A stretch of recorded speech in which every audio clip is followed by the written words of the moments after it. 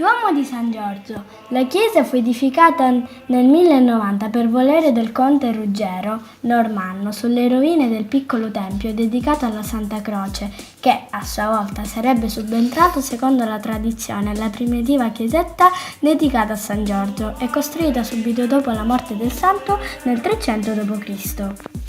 Sorse così una magnifica costruzione che fu il vanto dei conti, i quali per molti lustri l'arricchirono di opere d'arte, di splendidi arredi e di sacri tesori.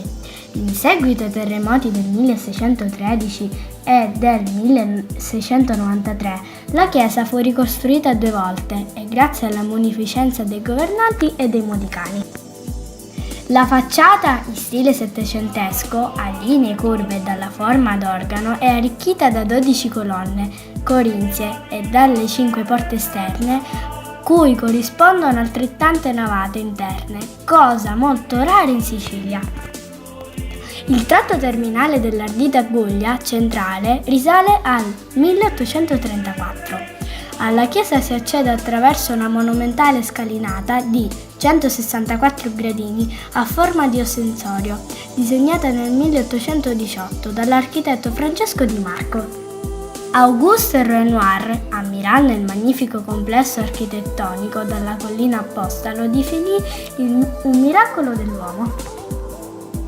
All'interno, degno di nota, è il polittico dell'altare maggiore, eseguito da Bernardino Niger nel 1573, composto di 9 quadri, sormontati da una lunetta centrale e contenuti in 9 scomparti, formati la tribuna, superba, opera in legno e frutto di paziente lavoro di intarsio.